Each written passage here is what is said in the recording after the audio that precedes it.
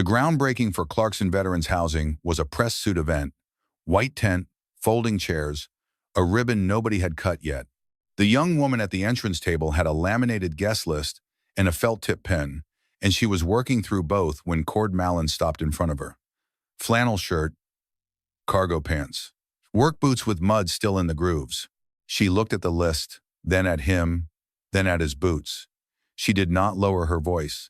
"Sir, I'm going to have to ask you to step aside. This is a private foundation event. The dress code is business formal. You might want to check the public entrance on the other side of the block." Someone near the front of the line half smiled. A woman in heels took a small sideways step. Cord did not flush. He did not raise his voice or explain. He stood still for 2 full seconds, long enough for the silence to settle, like something solid, and then he reached into his front pocket and took out his wallet. Not for cash. Not for his license. He set a single card flat on the table. The woman looked down. Her expression changed the way a room changes when someone opens the blinds all at once. No going back. Across the tent, near the base of the stage, a woman in a navy wrap dress stopped mid-sentence and turned toward the entrance. She read the scene in 3 seconds. Then she started walking, not quickly at first, then quickly. What was on that card? And why was she the only person in that entire tent who couldn't seem to make herself stop moving toward it? Cord Mallon had lived in Roanoke for 9 years, long enough to be recognized at the hardware store on Williamson Road, short enough that nobody felt entitled to his history. He rented a 2-bedroom house on Morningside Street, worked residential interiors mostly, and was reliable enough that customers referred him without being asked. He did not advertise. His invoices were handwritten on a carbon copy pad. He answered his phone between 7 and 6. There were no military photographs in the house. No shadow box, no folded flag, no unit patches behind glass. He had spent 11 years as a Navy SEAL, most of it in explosive ordnance disposal, 3 tours in Afghanistan, 1 in Iraq, 1 other, and he had come home and set all of it down without ceremony and not picked it back up. The people who hired him knew he showed up when he said he would, and that his cut lines along crown molding were clean enough to look taped. One woman called him an artist. He said he was just patient, changed the subject, and kept rolling. That Tuesday morning, he had dropped Boone at the neighbor's house at 7:15. Boone was 7, gap-toothed, and had recently developed the habit of narrating everything he was about to do in the third person, a habit Cord found exhausting and quietly remarkable in equal measure. He drove south toward the Clarkson Road exit he had passed 100 times. He was there because of a text from Ferris Odom at 6:48. "Groundbreaking for Clarkson today. You need to be there, Cord. That one's yours." Ferris Odom was 59 and had the forearms of a man who had spent decades pulling wire through conduit. He ran a small electrical contracting operation out of a garage on Rutrue Road. Before that, before Roanoke, before the tools in the early mornings, he and Cord had served together in SEAL Team 8 EOD unit for 7 years. They had ended up in the same city the way men sometimes do after something hard. Not because either planned it, but because the gravity was already there. Ferris was the only person in Cord's life who knew that in the spring of 2021, Cord had spent 4 months writing a VA housing grant proposal for the Clarkson lot, 260 pages of city records, zoning documents, needs assessments, and cost projections, worked on at the kitchen table after Boone went to sleep, and had submitted it with no name on the author line. Prentice Hale was 34 and had been running the Hale Foundation for 8 months, managing it the way she had managed everything since September, by knowing the details cold and not letting the uncertainty underneath show. Her father had built the foundation over 2 decades, and in September he had a stroke that cost him his left hand, most of his words, and all capacity to run the organization. He had looked at Prentice from the hospital bed and said her name until she understood. She said yes. Craig Dutton stood 2 steps to her, right at every meeting and site visit, as he always had. 11 years with the foundation. He had a ready answer for every question Prentice asked, and she relied on that more than she liked. When the entrance commotion happened, Craig walked over, returned 90 seconds later, and reported, "Person off the list. Handled." His tone was the tone of someone closing a file. Prentice looked past him toward the tent opening. The man in the flannel shirt was still there, sitting on a concrete barrier near the parking lot, reading something. She handed Craig her clipboard and walked out without explaining why. Cord looked up when she stopped near him. Ferris said quietly from beside him, They don't know who they're dealing with. Cord said, better that way. But his eyes stayed on the lot, on the staked earth, and the flag markers, and the geometry of what had been planned on paper and was now beginning to exist in the world, the staked earth, the flag markers, the fresh lumber smell rising off the material yard, and he did not look away. Prentice asked Craig to explain the situation at the entrance. He said there was nothing to explain, person not on the list. Matter closed. Already handled. She looked past him toward the tent opening for a moment, then set her clipboard on the desk and walked outside herself.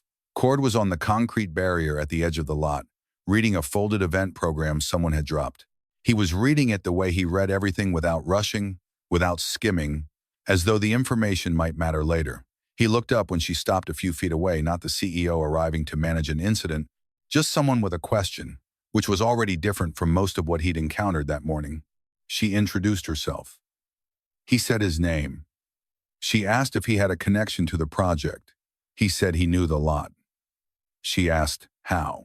He said Clarkson Road had been sitting empty a long time, and he had paid attention to it. She asked where he had heard about the groundbreaking. He said through a friend. She asked if he had any connection to veterans housing. He said something adjacent to that. His answers were polite and complete in a technical sense, and told her almost nothing, the way a man answers questions when he has decided that the answers are not the point. She thanked him for his time and walked back to the field office, a repurposed shipping container at the rear of the lot, and pulled the VA grant documentation from 2021. The proposal that had funded the first phase of Clarkson, $1.2 million. She spread the pages on the desk and found the section she was looking for. The primary author line was blank. The contact phone number listed for technical follow-up queries was a Roanoke area code. She opened the visitor log from that morning. Cord had signed in before being turned away.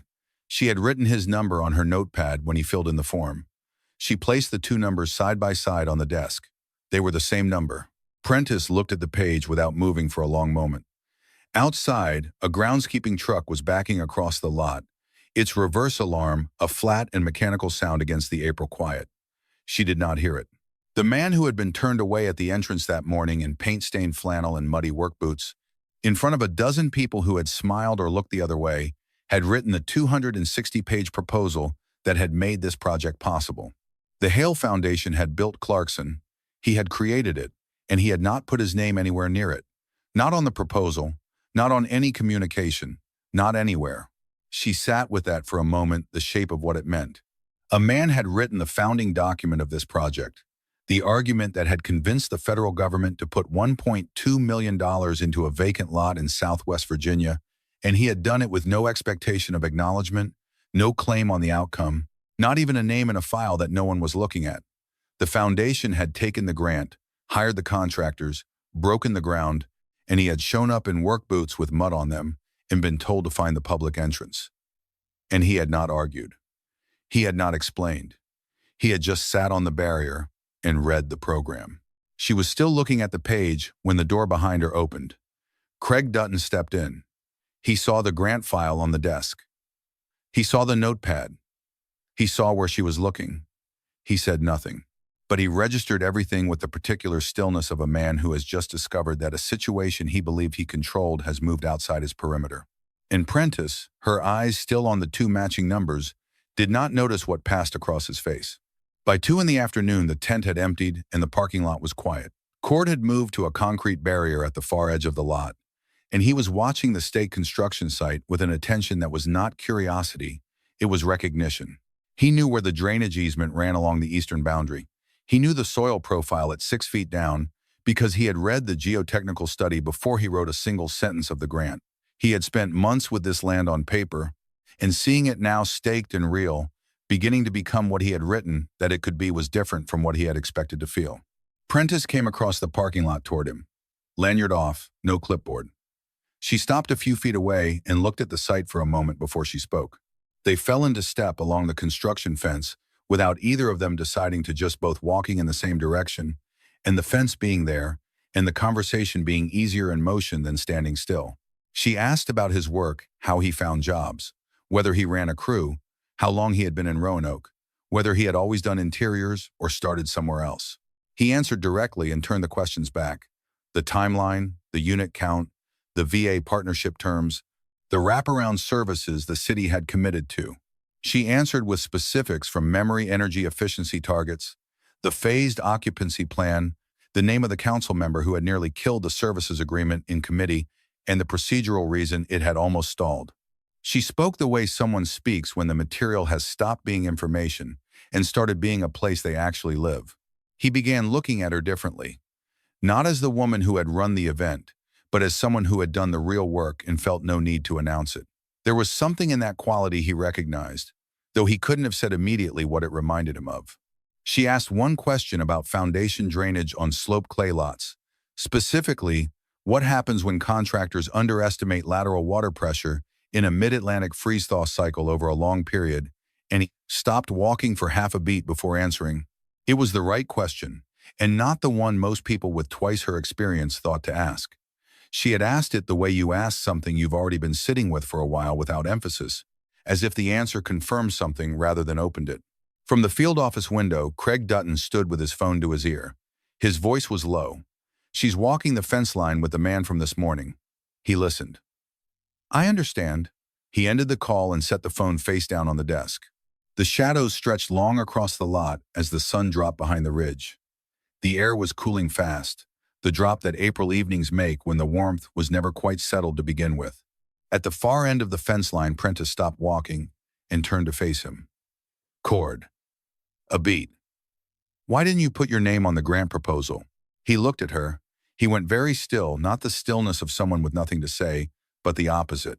A person holding something carefully before deciding what to do with it. He didn't answer. Not then. Not while the light lasted and the staked lot stretched out behind her and the long shadows of the fence posts crossed the ground. He looked at her for a moment the way a person looks at something they have not yet decided what to do with, and then he looked back at the lot. He told her the next morning, at the same stretch of fence, Ranata Malin had died in March of 2020, 14 months after her diagnosis. She was 35. For 3 years before she got sick, she had volunteered with a nonprofit that helped veterans navigate the gap between discharge and stable housing, the gap where people fell, not because anyone pushed them, but because no system was positioned to catch them. She drove people to appointments. She learned which VA forms mattered and which were noise, and she sat at kitchen tables with strangers filling out paperwork while the clock on their leases ran down. She did it without drama, without needing the credit to make it feel real. For Ranata, the work was the point. Cord had gone with her when he could. He had sat in parking lots waiting for her to come back out, and he had driven strangers to medical appointments on Saturday mornings because Ranata had asked him to, and because when Ranata asked him to do something, it was usually because she had already done everything else. He had watched her build that work over 3 years and understood something from watching it that he hadn't been able to name at the time, that things which look bureaucratically impossible usually aren't. Once someone decides to take them seriously and learns the specific language required to make them move. When she died, he couldn't figure out how to continue most of what she had done, because most of it required being the person she was with, her specific, unrepeatable gift for making strangers feel seen without effort. But the Clarkson lot had sat empty for a decade. He knew how federal housing grants worked. He spent the year after her death learning to write in a way that a bureaucracy could understand and process, working at the kitchen table after Boone went to sleep, night after night, for 4 months straight. He submitted the proposal without his name on it because the project was not his. It was Renata's answer to a problem she had cared about, assembled from 3 years of her attention and her patience, and her willingness to show up in the specific way that she had always shown up. His name on the cover would have made it feel like something he had taken from her, and he was not going to do that. Prentice listened with her arms crossed loosely, not closed, just holding herself steady. When he finished, she did not say she was sorry, which he appreciated. The word had been used so many times in 4 years that it had worn smooth. She said, "How old is your son?" He said 7. She looked out at the lot. "My father started this foundation when I was 24. I was in property management in Richmond, good at it, but not in love with it. He called and said he needed help in the development office, and I said yes, because he'd never asked me for anything before." A pause. 8 months ago, he had a stroke and handed me the whole operation. He told the board I was ready. She uncrossed her arms. "I've spent every day since hoping he knew something about that I don't." Cord said, "He probably did." She looked at him for a moment, the kind of look that means a person has heard something more than what was said and is deciding what to do with it. Then she turned back toward the lot. Before she could say anything, Craig appeared at the field office entrance 40 yards away. He stood there a moment, just long enough for his presence to register, and then called across that there was a donor waiting on a call, the Whitmore Group. They couldn't push the time. Prentice started toward him. As she moved, Cord watched the way Craig positioned himself exactly between the two of them, twice now, in both conversations, both times with the same instinct, not accidentally. There were things you noted and things you acted on, and the difference between them was most of what competence was. He filed this one carefully. He didn't say a word. The second morning, Cord came back to the site. He told himself he was driving past. He parked across the street and watched the crew for 20 minutes, and when one of the laborers got turned around on a structural drawing holding the sheet sideways, pointing at a steel detail that had nothing to do with what was in front of him, Cord got out of the truck, walked over, and spent 10 minutes sorting it out. On a job this size, with subcontractors cycling through all week, he looked like he belonged, and that was enough. While he was near the formwork, he noticed the rebar staged in the material yard. The grade stamp on the bundles read B25. The specification sheet posted at the site entrance listed B30. In a load-bearing residential wall, the difference in compressive strength between those two grades was not a minor variance. The difference in cost per cubic yard ran $60 to $80, and across all the concrete pours for a 24-unit project on sloped ground, that gap added up to a number that was worth hiding if hiding was what you needed. He photographed the bundles, the spec sheet, and the delivery invoice clipped to the staging fence. He wrote the numbers in the small notebook he kept in his back pocket. Ferris showed up at 4 with sandwiches and 2 sodas. They sat on a lumber pallet at the edge of the material yard and watched a flatbed work its way through the entrance gate. "You see the concrete grade?" Ferris said. "I saw it. B25. Contract says B30. "I know." Ferris handed him a soda. "Cost gap runs $60, $70 a yard. Project this size, that's a real number before you count anything else." He watched the flatbed driver drop the load straps. "Procurement error, or it isn't." "It isn't," Cord said. Across the city, in the Foundation's administrative office on Jefferson Street, Prentice had spread March invoices across the conference table she used as a second desk. She was trying to understand the procurement cycle well enough to read the numbers herself, without asking Craig to translate them. A Ridgeline supply invoice dated March 14th, concrete aggregate. Delivery confirmed, amount paid looked unremarkable on its face. The delivery receipt attached was signed by a name she didn't recognize. She checked it against the site personnel log she'd requested from the project manager the week before. The name wasn't there. Not as a contractor, not as a driver, not in any capacity. She folded the invoice and slipped it into her personal notebook beside the Clarkson lot files. She said nothing about it to Craig at the afternoon check-in. She watched his face during the update, the way he moved through the items on his list, the particular fluency with which he handled questions about vendor timelines, and she found herself noticing that she was watching and thinking about what it said about her that she had not started watching sooner. She had been giving Craig her trust in the same automatic way that she had been giving him everything else, because it was easier, and because she had been too occupied learning the rest of the job to examine what the ease was costing her. 2 blocks away, in a parking garage near the Jefferson Street office, Craig sat in his car for 11 minutes before dialing. He had parked facing the wall, which he sometimes did when he needed to think without distractions. He said very little on the call, mostly listened, confirmed something twice, then ended it. He sat for a moment afterward with the phone in his hand. Then he looked at the number Cord had left on the visitor log, which he had written down in his own notebook 3 days ago. He pressed it, let it ring twice, and ended the call before anyone picked up. Then he opened the number again and held the phone until someone answered. The coffee shop was 3 blocks from the site. Exposed brick, mismatched chairs, always a few degrees too warm, in a way that was either cozy or oppressive depending on your reason for being there. Craig was already at a corner table when Cord walked in. 2 coffees sat on the table. Craig had ordered for both of them without asking what Cord took in his, which said something about how he expected the meeting to proceed. He smiled the way people smile when the smile is doing more work than it was designed to do. "I appreciate you making the time." Cord sat down. He did not touch the coffee. "I'll be direct," Craig said. He folded his hands on the table, leaned forward slightly, the posture of someone preparing to offer something reasonable. You understand this project better than most of the people who've been working it since the beginning. That's apparent to anyone paying attention. The foundation has genuine need for experienced outside advisors, people who can look at a project without internal blind spots and tell us what they see. He paused. I can put together a consulting arrangement. Informal, no complex paperwork. The foundation compensates you for your time.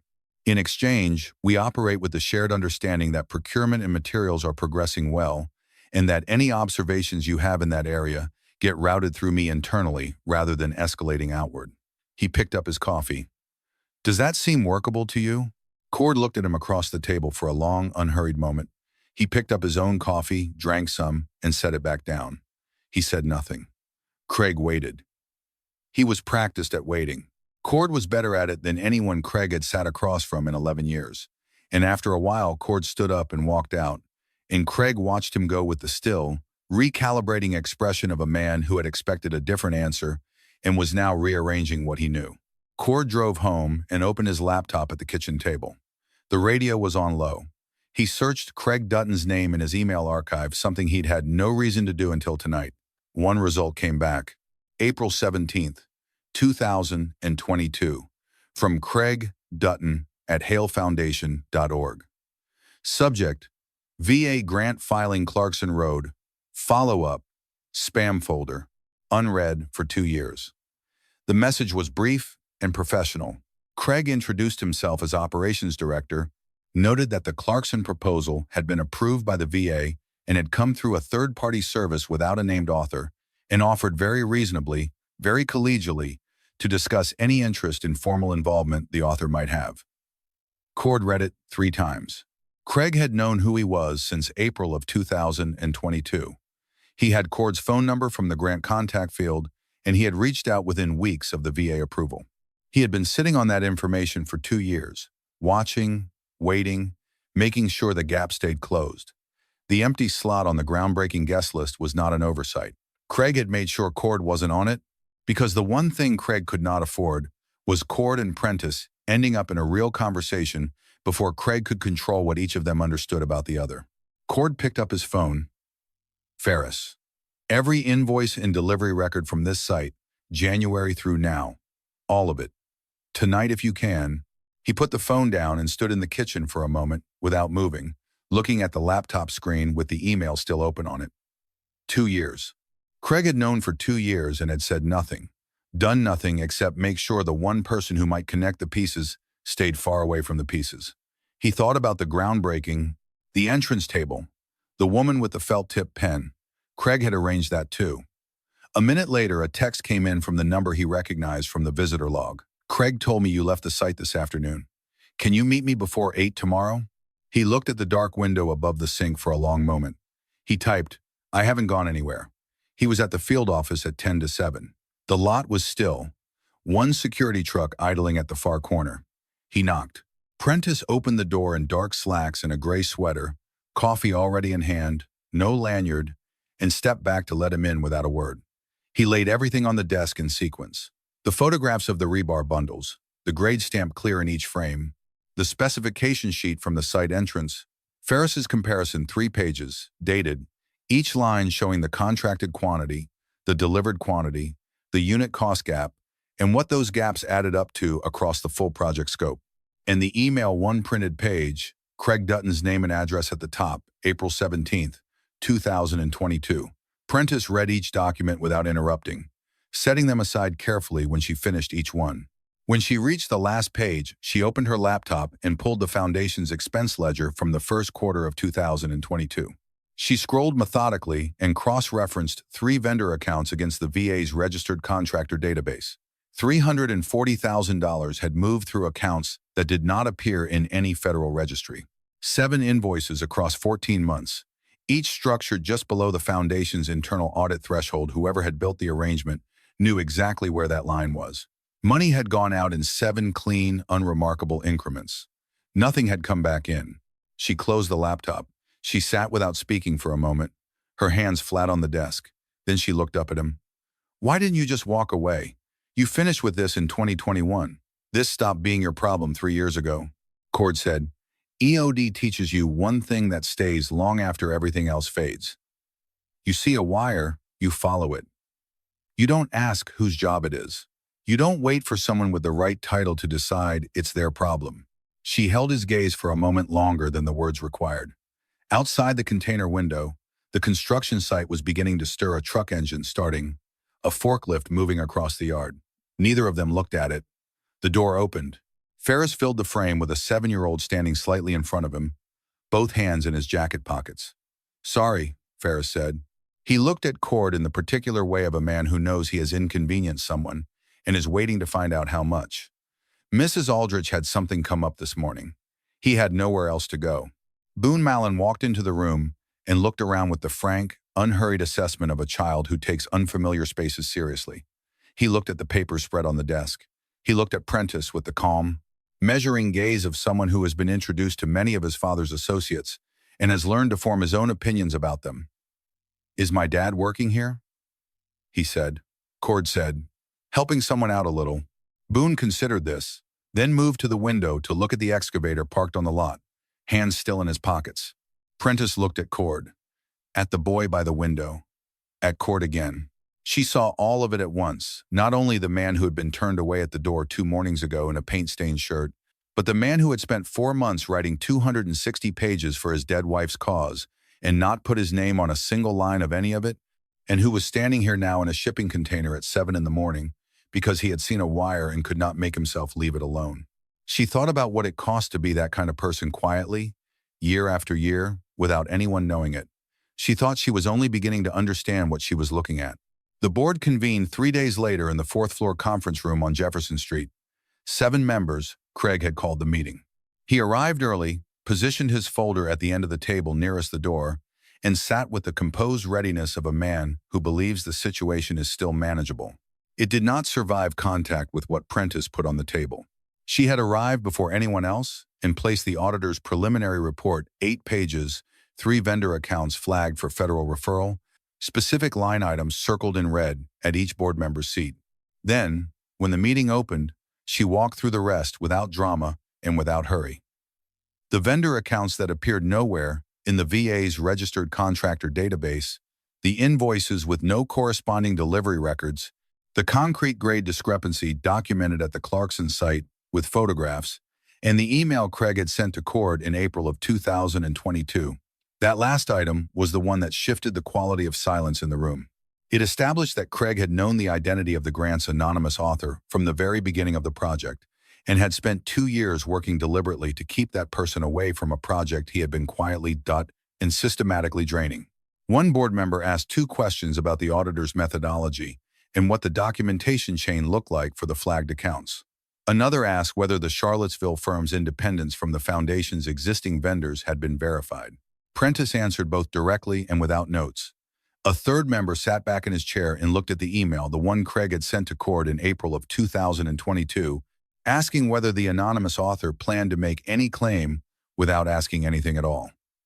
He just looked at it for a long moment. The vote was unanimous. There was no discussion before it. Craig Dutton suspended immediately, pending investigation. The board chair stepped into the hallway to call the foundation's legal team, who called the FBI's Financial Crimes Unit in Richmond. VA federal grant funding made it a federal matter, and the documentation was already organized. Craig gathered his personal items from his office in 30 minutes. He moved through the building without making eye contact. He left through the side entrance, not the main one, and the door closed behind him with the ordinary sound that doors make when no one is holding them open. In the parking lot, Cord was standing with Boone and Ferris in the thin October afternoon when Prentice came through the side door of the building. She crossed the asphalt at a steady pace, without hurrying, and that told him something about how it had gone, the particular calm of someone who has done a hard thing and knows it is finished. Ferris put a quiet hand on Boone's shoulder and took one deliberate step back. "Craig's been suspended," Prentice said. "The FBI has the case. The auditor is coordinating with their financial crimes unit on full scope." She looked at Cord. "The board wants me to recommend someone for independent construction oversight on Clarkson outside role. Reports directly to the board, technical review through completion." A pause. "I'm recommending you," Cord said. "I'm a painter, Prentice." She said, "You're also the person who wrote the proposal that built this project. Without signing your name, Without taking a dollar, without asking for anything at all, she held his gaze and didn't move. I think that qualifies you for this. He didn't answer. He looked at Boone, who had crouched near the curb and was examining something on the asphalt with complete and unhurried concentration, the way children attend to small things that adults have stopped noticing. He looked back at Prentice. She didn't add anything. She just held his gaze and let the question stay where she had put it. He didn't get in the truck. The houses on Clarkson Road were finished on a Friday in October. 24 units, white siding, dark green shutters, front porches wide enough to sit on. Every foundation wall tested at B30. The final contractor invoice matched the contract to within $1,100. $340,000 had been recovered through civil asset seizure and redirected into the project's finishing fund. The landscaping was in, the fixtures upgraded. Craig Dutton's court date was set for November in the Western District of Virginia wire fraud, misappropriation of federal grant funds. His attorney had entered plea discussions with the prosecutor's office. Cord Mallon's name appeared in an official Hale Foundation document for the first time. Project Integrity Advisor, Clarkson Veterans Housing, part-time. He still took painting jobs. He still drove the same truck. The only change in his wallet was a thin Hale Foundation business card present but not announced, which was exactly how he preferred the things that mattered to him. The completion ceremony was on a Friday afternoon in late October. Warm in the way that October sometimes surprises you, the sky, a clear, deep blue that comes only after summer finally steps aside.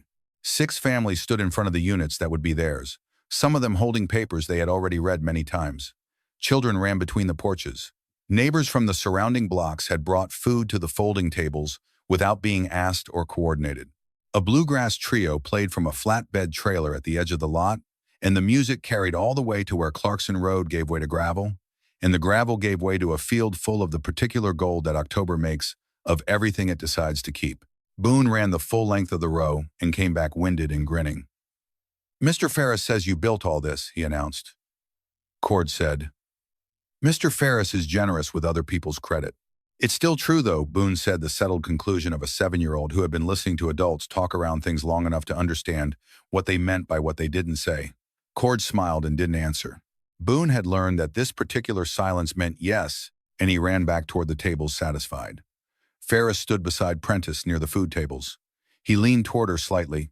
"He'll never say it himself. Even if you ask him straight out, he'll put the credit somewhere else, usually somewhere that can't argue back." He straightened.